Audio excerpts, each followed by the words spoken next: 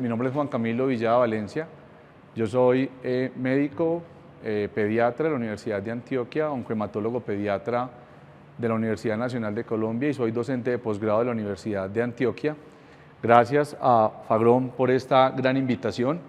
En la tarde de hoy quiero compartirles un poco acerca de una enfermedad llamada anemia de células falciformes. Es una anemia hemolítica de alta prevalencia que tal vez tendrá una carga alta de morbimortalidad y de gran interés en su diagnóstico y tratamiento oportunos. Ese es el contenido de mi charla. Inicialmente hablaré un poco acerca de la problemática que tiene el diagnóstico e inclusive el tratamiento de los pacientes con anemia de células falciformes en la población pediátrica. Luego tocaré un poco el tema de cómo sospecharla, qué elementos diagnósticos son importantes inclusive desde el hemograma para su diagnóstico. Luego hablaremos un poco, hablaremos un poco de cómo se hace el diagnóstico definitivo y finalmente les explicaré cómo es el tratamiento de esta enfermedad y qué importancia ha tenido la introducción de una medicina personalizada basada en preparados magistrales para favorecer una mejor adherencia y un mejor éxito en la terapia de estos niños. Como generalidades, la anemia de células falciformes es una anemia hemolítica crónica de origen congénito, es un defecto monogénico en la cual hay una mutación puntual. En la posición 6 hay un cambio del ácido glutámico por valina en la cadena alfa, en la cadena betaglobina, de la hemoglobina, que va a truncar y va a formar una proteína, una hemoglobina anómala llamada hemoglobina S. En términos generales, es una patología muy frecuente en el África subsahariana, en la cual inicialmente desde el punto de vista filogenético, las personas que eran portadoras de este cambio de hemoglobina beta a una hemoglobina S, pues iban a tener una resistencia al efecto deleterio de una infección tan prevalente en esta zona como la malaria. Es así como definitivamente es un trastorno genético altamente prevalente, con una incidencia cercana del 7% en toda la población general. Sigue siendo la hemoglobinopatía sintomática más frecuente después de las hemoglobinopatías, que va a tener un gran impacto desde el punto de vista clínico y terapéutico y una gran carga de enfermedad para el sistema de salud de todo un país. Cerca de 300.000 a 500.000 casos se hacen diagnóstico al año en el mundo. De ellos, la gran mayoría obedecen anemias de células falciformes contra pacientes sintomáticos de talasemias.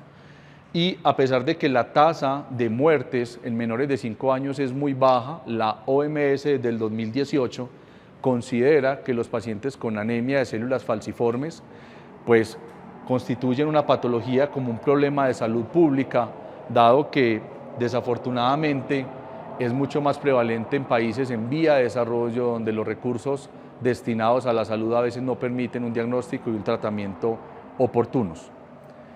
Quisiera traerles cifras del Instituto Nacional de Salud un poco más recientes, pero como podemos ver, el registro del Instituto Nacional de Salud se encuentra un poco más retrasado en su reporte. Y quisiera también decirles que esto es el momento en el cual el paciente es notificado como una enfermedad huérfana. Pero desafortunadamente, miren cómo, a pesar de ser una enfermedad de origen genético, miren que muchos pacientes inclusive se siguen diagnosticando a la mayoría de edad, inclusive muchos pacientes durante la adolescencia. Y miren cómo la media, en este caso, los límites de detección fueron desde los 0 días hasta los 78 años, y eso en general nos va dando elementos para pensar que nos falta utilizar algunas estrategias que nos permitan de una forma más efectiva hacer un diagnóstico más oportuno. Les traje un par de estudios para que conozcamos cuál es el momento del diagnóstico y qué es lo que ocurre verdaderamente en nuestro país. En este mapa de nuestro país vemos en puntos rojos, en las zonas rojas, las zonas del país donde más se reporta como enfermedad huérfana la anemia de células falciformes en niños y en adultos. Vemos que hay definitivamente una zona en la cual tenemos inclusive lugares con muchas dificultades en el acceso a la salud, donde es prevalente esta enfermedad. Este estudio fue realizado en la ciudad de Medellín, en el Hospital San Vicente de Paúl, donde yo trabajo. caracterizan 51 pacientes con anemia de células falciformes. Y miren, vuelvo y digo, a pesar de ser una enfermedad de origen genético, miren cómo pacientes inclusive a los 10, incluso a los 20 años se siguen diagnosticando y como digo, pues se logra hacer un diagnóstico más tardío. Este es un estudio realizado en la ciudad de Cali, en la cual veíamos que 150 pacientes entre 0 y 18 años que ingresaban con diagnóstico de anemia a la consulta del hematólogo pediatra, definían que cerca de 110 tenían una hemoglobinopatía, donde la anemia de células falciformes, donde el rasgo falciforme que ya veremos ahora es la entidad más frecuente, ¿sí? Miren entonces cómo la media del diagnóstico fue de 9 años, vuelvo y digo, pacientes que seguramente se tornaban sintomáticos desde etapas mucho más tempranas de su vida, pero sin un diagnóstico oportuno. Como les decía, esto es una enfermedad genética que sigue un patrón autosómico recesivo y padres portadores que perfectamente pueden ser completamente asintomáticos, tienen un 25% de riesgo de tener enfermedad falciforme como tal, y tendrán un 50% de riesgo de transmitir ese rasgo heterocigoto, ese portador falciforme, que ya sabemos que esta descendencia podría perpetuar la enfermedad en futuras descendencias. Y un 25% únicamente de las personas, de los niños en realidad de esta descendencia de padres heterocigotos, pues no van a transmitir el gen anómalo. Entonces miren que es una enfermedad que tiene una alta transmisibilidad genética, es una enfermedad que es muy prevalente y lo más importante es que tenemos una población muy alta de pacientes con rasgos falciformes, pacientes portadoras de un solo alelo anómalo que en realidad no saben de la existencia de su condición y que pueden llegar en un futuro a tener hijos enfermos.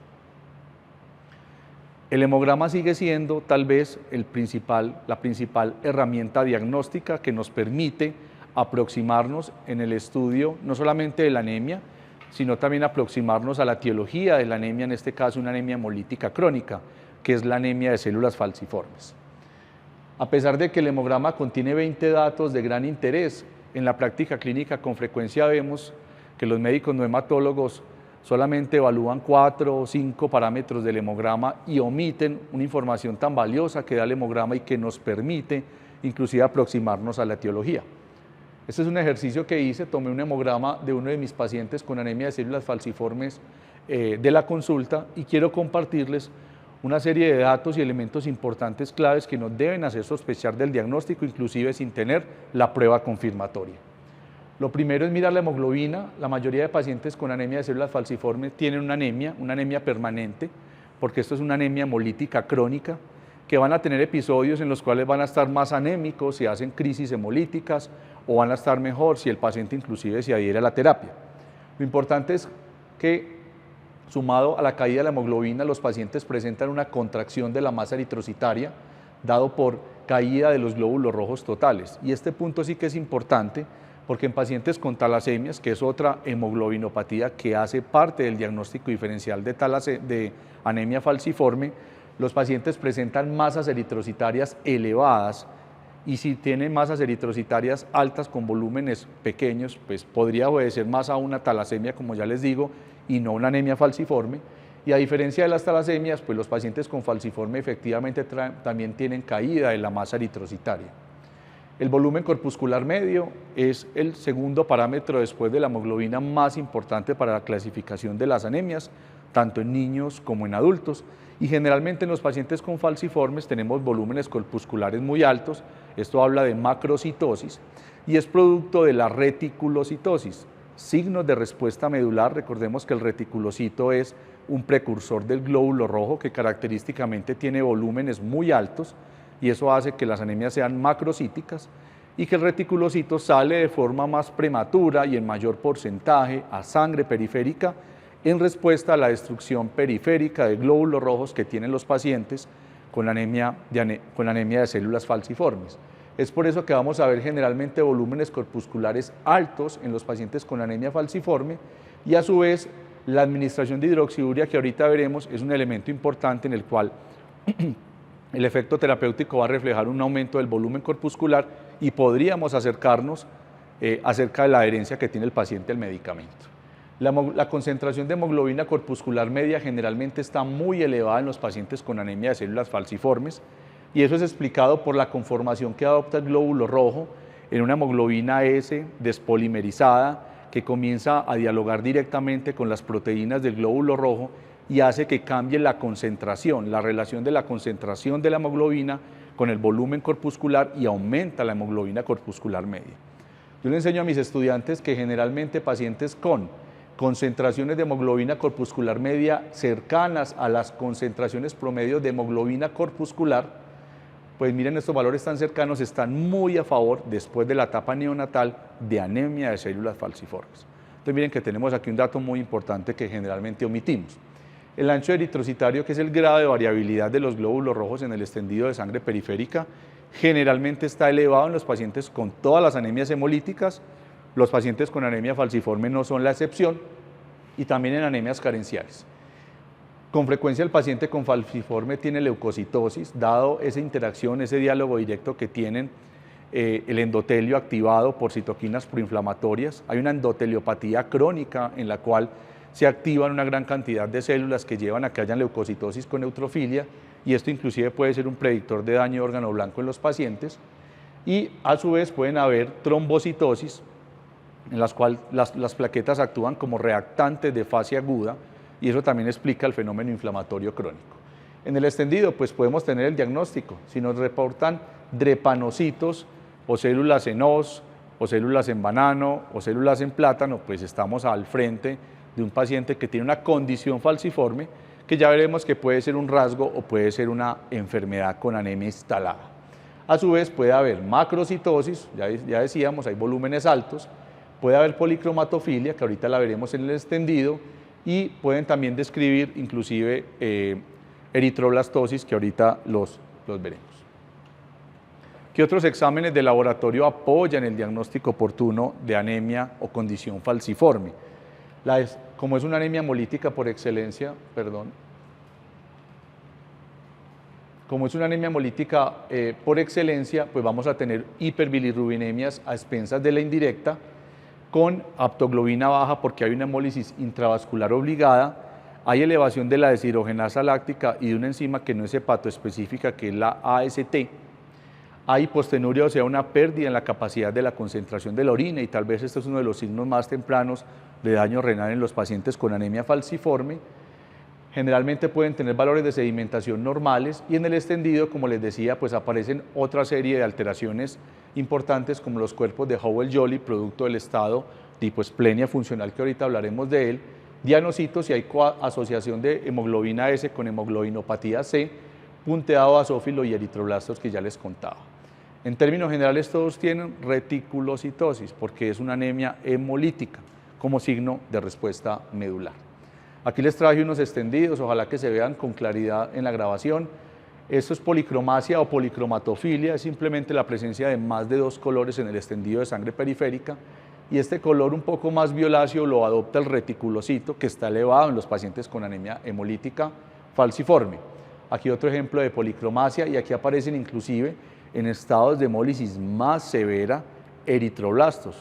El eritroblasto es un precursor del reticulocito, o sea, es un precursor del glóbulo rojo, es una célula nucleada que frecuentemente está en la médula ósea, pero en estados de anemia hemolítica severa sale a sangre periférica, sugiriendo un compromiso mayor. En este les comparto un punteado basófilo característico de todas las anemias hemolíticas, y acá aparecen los cuerpos de Howell-Jolly, que a diferencia del punteado basófilo son inclusiones únicas que sugieren la presencia de hipoesplenia funcional. Y por último, pues este es el cuadro más claro, aquí aparece el drepanocito, mire la conformación que adopta el glóbulo rojo en esa hemoglobina S desoxigenada, que comienza a alterar la concentración y la distribución del volumen citoplasmático del glóbulo rojo. Entonces, ¿cuándo sospecharla? En un paciente que tiene una anemia, generalmente después del 3er al 6º mes de vida. La hemoglobina fetal, que está aumentada en los pacientes por debajo de los 6 meses, es un factor protector para las manifestaciones por debajo de esta edad, aunque he tenido algunos pacientes que se manifiestan inclusive por debajo de los 6 meses. con episodios de crisis dolorosas. Como ese glóbulo rojo está completamente mal formado, va a obstruir las paredes y los vasos más pequeños y los capilares de todos los tejidos y va a generar microinfartos que explican la fisiopatología de las crisis hemolíticas y de las crisis dolorosas, que es la principal complicación aguda que tienen los pacientes con anemia de células falciformes. A su vez pueden debutar con episodios de dactilitis, que no es más que la presencia de edema intenso en manos, dedos de manos y dedos de pies, que es frecuente en el lactante y puede ser un predictor de gravedad. Puede haber también susceptibilidad a las infecciones, porque igualmente a medida que cursa la enfermedad, a medida que el paciente con falciforme va creciendo, pues va generando microinfartos silentes sobre el vaso va muriendo lentamente y esa autoesplenectomía explica el por qué existe una mayor susceptibilidad por gérmenes, principalmente encapsulados en estos pacientes.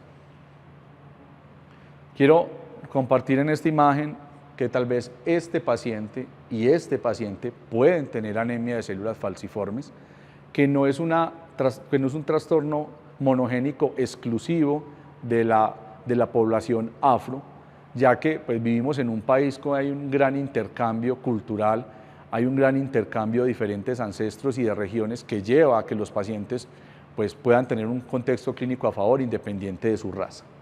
Pueden llegar a tener dolores óseos permanentes, que son inclusive un motivo muy frecuente de consulta en la niñez, o incluso algunos pueden notarse con un tinte ictérico permanente, sugestivo de un ritmo hemolítico alto de forma basal. La prueba de falciformación o el test de ciclaje cada vez está más en desuso. Es una prueba que trata de utilizar un reactivo que es el metabisulfito de sodio, que reduce la tensión del oxígeno, desoxigena ese glóbulo rojo y es tal vez el ambiente propicio para que esa hemoglobina S comience a alterar su polimerización y cambie la conformación del glóbulo rojo. Entonces vamos entendiendo que crisis hipóxicas, estados de bajo gasto, deshidratación, baja tensión de oxígeno, pues va a precipitar crisis vasoclusivas en estos pacientes y vamos a entender cuál hace parte del manejo diferente a la hidroxiduria en la crisis aguda, con líquidos, oxígeno y con control rápido del dolor.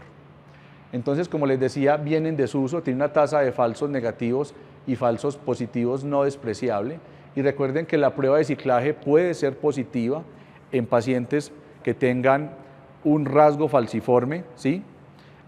Pero también puede ser positivo en pacientes con anemia falciforme. El test de ciclaje es una prueba tamiz que no hace diagnóstico y no confirma la presencia de la enfermedad. El gold estándar sigue siendo el estudio genético, no lo realizamos en Colombia y es interesante saber que existen ciertos genotipos y hemos identificado más o menos unos 10 genotipos de anemia falciforme en el país. Sería importante porque tal vez los pacientes con diferentes genotipos pueden mostrar estados de refractariedad a algunas terapias y que se pueden beneficiar de forma más temprana del trasplante. Sin embargo, no lo tenemos de rutina como herramienta diagnóstica. La herramienta diagnóstica la principal herramienta diagnóstica para poder llegar como tal a su confirmación es con una electroforesis de hemoglobina. La electroforesis de hemoglobina no es simplemente un estudio agar en el cual aprovechando diferentes concentraciones de cargas isoeléctricas de las cadenas de hemoglobina, pues las vamos a separar en un medio y vamos a lograr identificar si el paciente efectivamente no tiene una cadena de hemoglobina alterada, en este caso la S. Esta es una electroforesis de hemoglobina convencional. Normalmente tenemos hemoglobina A madura o A1 con valores que oscilan entre 95 y 98%. Este paciente, por ejemplo, miren que tiene 55%. Y tenemos normalmente hemoglobinas A2, ¿sí? Que los valores no deben superar el 3.5%. La hemoglobina fetal, como les decía, es un factor protector de esta enfermedad en los primeros 6 meses de vida. Y miren que a medida que el niño va creciendo, pues la hemoglobina fetal va cayendo, ¿sí? A valores que inclusive son casi que imperceptibles al año de vida, ¿sí? Miren de entrada que este paciente persiste con valores de hemoglobina fetal de 3.1% y aparece una hemoglobina que nunca debe estar en una electroforesis de hemoglobina normal y es la hemoglobina S. Este paciente tiene 38.5 de hemoglobina S. Los valores por debajo del 50 a 60% según algunos autores sugieren que es un estado de rasgo falciforme, o sea es un portador heterocigoto que posiblemente no va a tener síntomas y que no tiene valores de hemoglobina S por encima del 60% que hacen diagnóstico de la enfermedad. Ya lo veremos con más claridad en los patrones electroforéticos. Tal vez la elección es la cromatografía líquida de alta resolución, no disponible en el país, pero la electromiografía en medio alcalino es más que suficiente para poder hacernos el diagnóstico, ¿sí? Separa con gran claridad las hemoglobinas S, las cadenas S, A y la F, con dificultades para separar hemoglobinas C y hemoglobinas E. Las alteraciones tipo hemoglobina C, E y hemoglobina D incluso son otras alteraciones que se pueden o no asociar a la anemia falciforme. En medio ácido tenemos es un complemento la electroforesis de hemoglobina en medio ácido a la alcalina, ya que puede llegar a separar con claridad las cadenas que no logra separar bien el medio alcalino, y tal vez la capilar es como la electroforesis que más permite separar con claridad todo tipo de cadenas y debería ser el gold estándar disponible en varias ciudades del país, que permite separar todas las cadenas en cuestión y podemos hacer un diagnóstico más preciso. Entonces, como les decía, hay unos estados electroforéticos normales y hay unas variantes de hemoglobina S, o sea, unas variantes de anemias falciformes que los debemos identificar. Yo creo que esta gráfica me quedó como al revés, empezamos de abajo hacia arriba, pero no importa.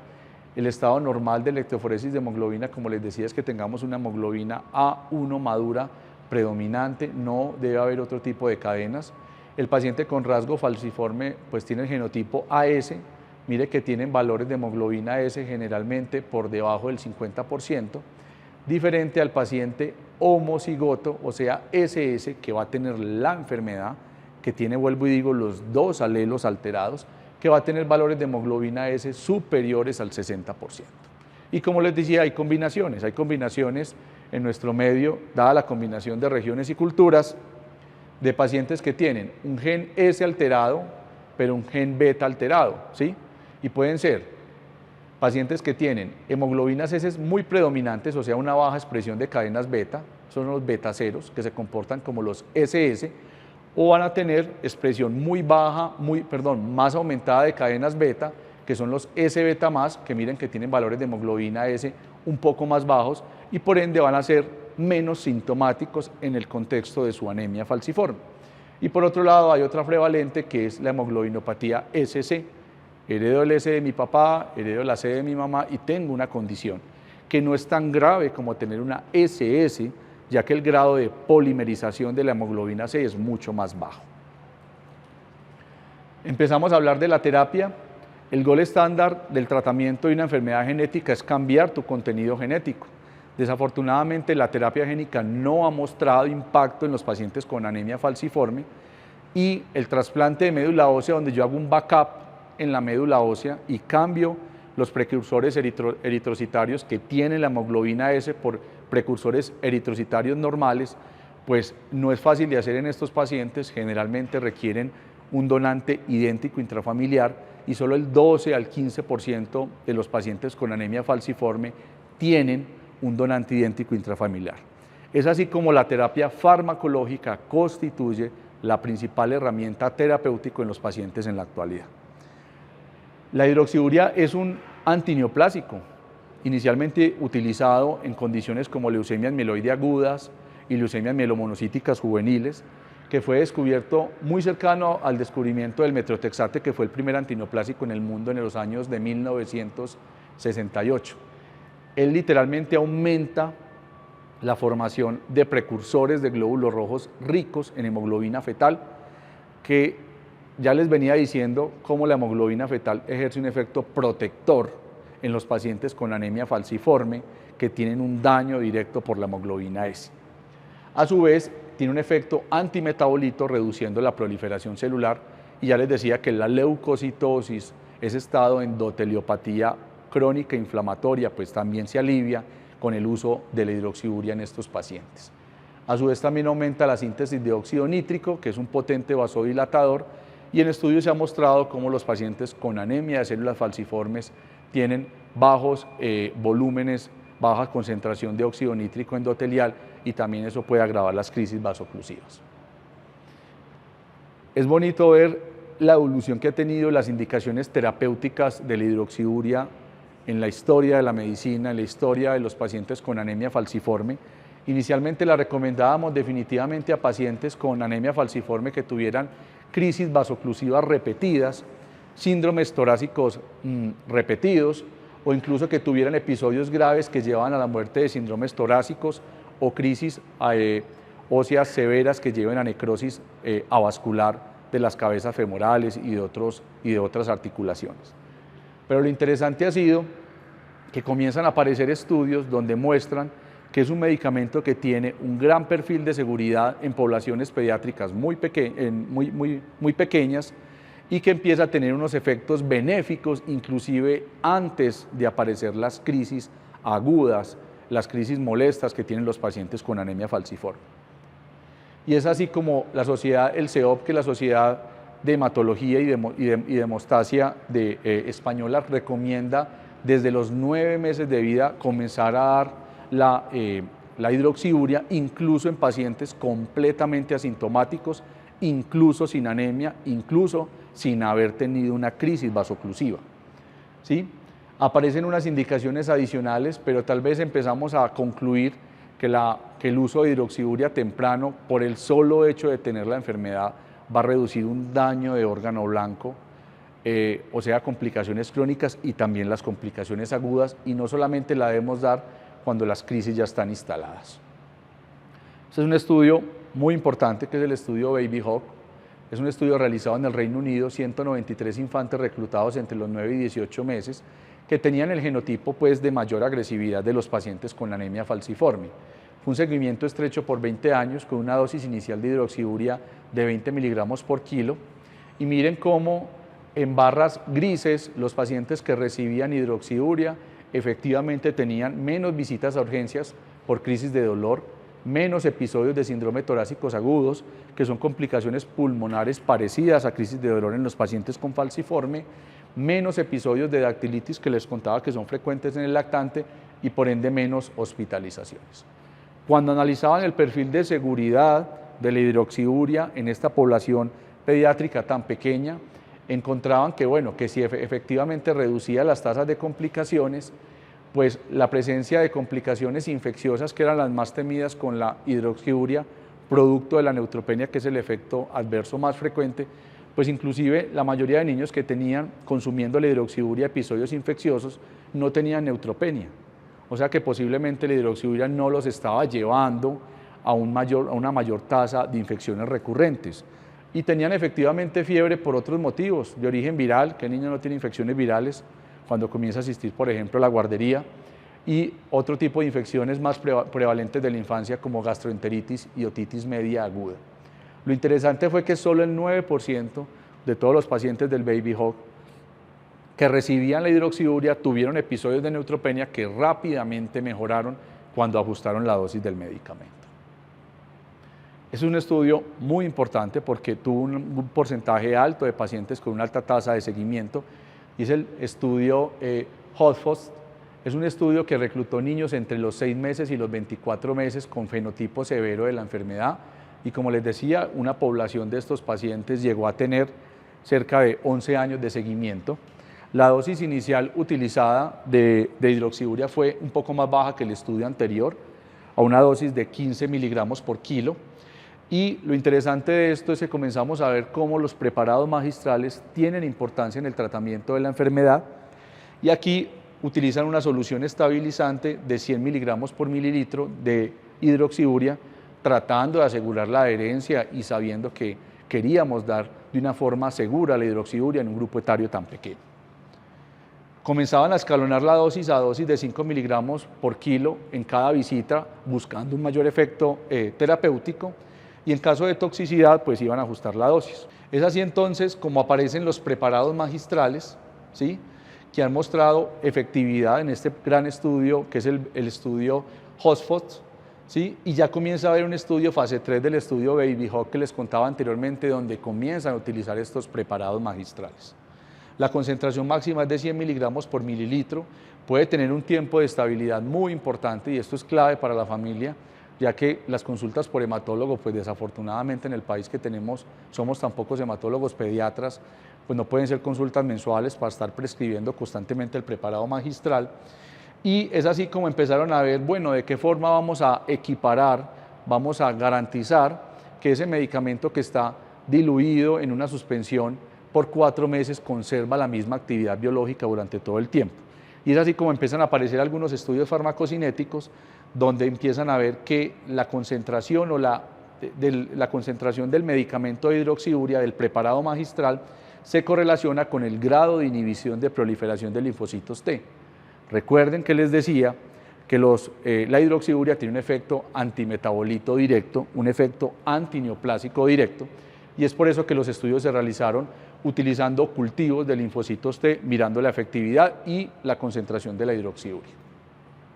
A su vez, y por ende medían el número de colonias de linfocitos para ver qué grado de concentración tenía la hidroxiurea en estos preparados magistrales.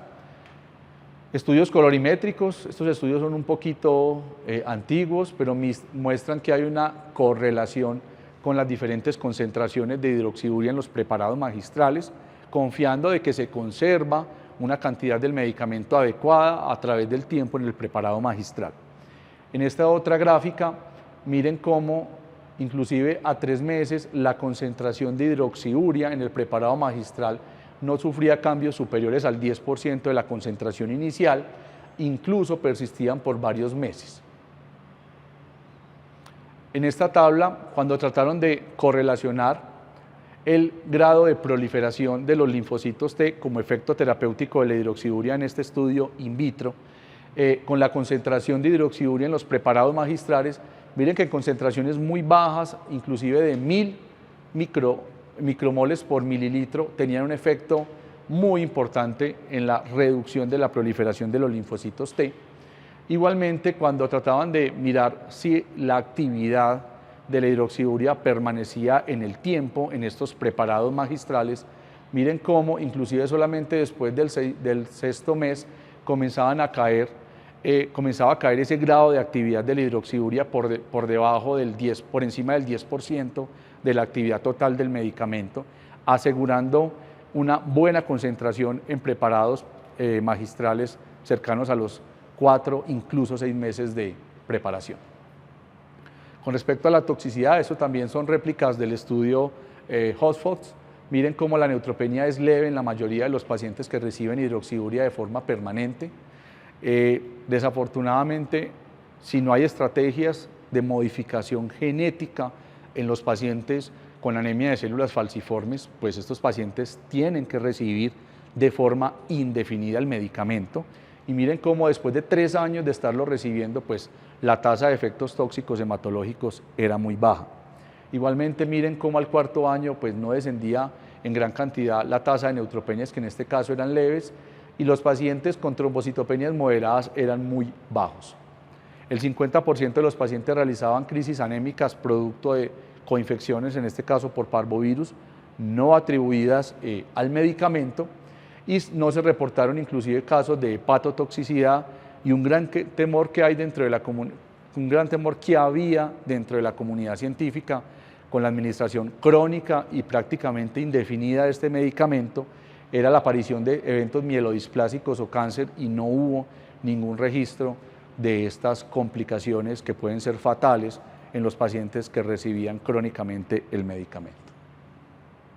Entonces la dosificación, yo creo que ya la hemos visto más o menos según los diferentes estudios. Comenzamos con una dosis de 15 a 20 miligramos por kilo por día, podemos ir ascendiendo a dosis progresivas de 5 miligramos por kilo por cada consulta, y prácticamente más que dosis máxima de 35 miligramos por kilo. En mi experiencia clínica, la dosis máxima tolerada por el paciente con un beneficio clínico es la dosis más adecuada. La podemos subir, como pueden ver, con más tranquilidad por un perfil de seguridad muy alto que lo tiene. Fagron tiene el preparado magistral y es una maravilla, créanme, para estos pacientes pequeños. Como les decía, vamos escalando la dosis. Aquí hay unos criterios, aquí los tengo mejor en esta tabla, acerca de los criterios de toxicidad. Ya les decía, la complicación más frecuente con el uso crónico de la hidroxiurea sigue siendo la neutropenia, que generalmente es leve. Yo personalmente, si no tienen menos de 1000 neutrófilos, nunca suspendo el medicamento, y si tienen valores entre 1000 y 1500, como ven en la tabla, lo que prefiero hacer es ajustar la dosis y hago un seguimiento de hemograma más temprano. La trombocitopenia es muy rara. Tal vez en mi consulta en los últimos 2 años, si he ajustado 2 o 3 veces la hidroxiuria por neutropenia leve, es mucho. Nunca he tenido un paciente con trombocitopenia, nunca he tenido un paciente con falla hepática por hidroxiuria. Sí he tenido algunos pacientes que elevan un poco las bilirrubinas, que es un efecto adverso inclusive infrecuente, pero mejoran con el ajuste de la dosis. Los efectos adversos, como les decía, lo más frecuente es neutropenia, algunos describen hiperpigmentación de la piel y rash, otros pueden tener ya también caída abundante de los reticulocitos que puede llevar a anemia, pero es un efecto adverso muy infrecuente y ocasionalmente pueden presentar adelgazamiento del cabello, algunos síntomas digestivos mucho más raros y miren cómo las reacciones alérgicas, el daño hepático o el daño renal son extremadamente raros con tasas de presentación menores al 0.1%. Desafortunadamente, las terapias farmacológicas para los pacientes con anemia de células falciformes, con tanta morbilidad, con tanta tasa de mortalidad derivada de complicaciones agudas que pueden ser fatales, es poca. El desarrollo farmacológico no ha sido el mejor. La mayoría de los medicamentos actuales siempre son punto de comparación a la hidroxiuria y efectivamente parece que hay un grupo de pacientes con anemia falciforme que no responden adecuadamente a la hidroxiuria y que uno como hematólogo quisiera ofrecer un medicamento diferente que pueda mejorar su calidad de vida y que pueda reducir la probabilidad de daño de órgano blanco. Hay 2 FDA que posiblemente vienen a Colombia y pueden ser importantes: crinzalizumab, que es un inhibidor de la P-selectina, que parece que reduce de forma importante las crisis vasoclusivas. FDA a partir de los 12 años de edad, ya hay estudios preclínicos en pacientes entre los 6 y 12 años.